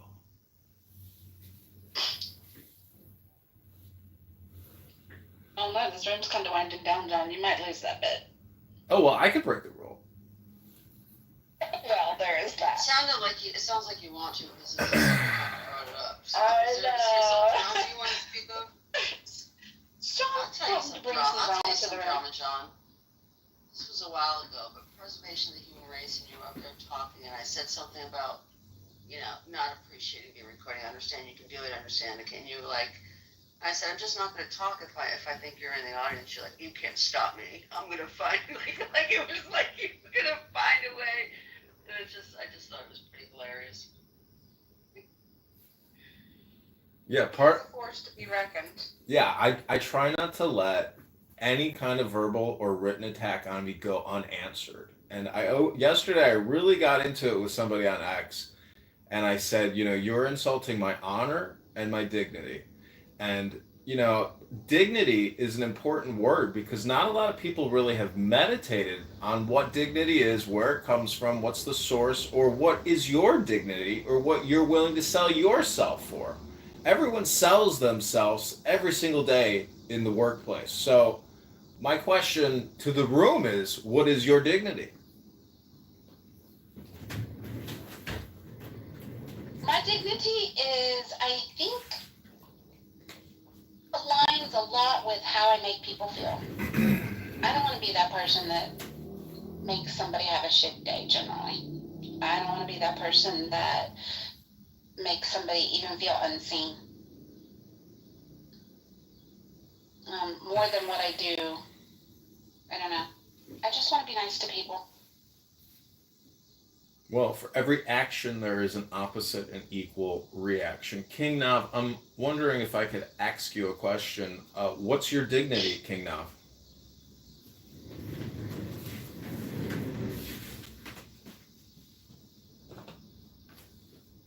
Normo! Yo, what's up? You're such a little room slut. You never stay anywhere for very long. You pop in here and I'll be like, oh, I'm gonna say hey to Norm.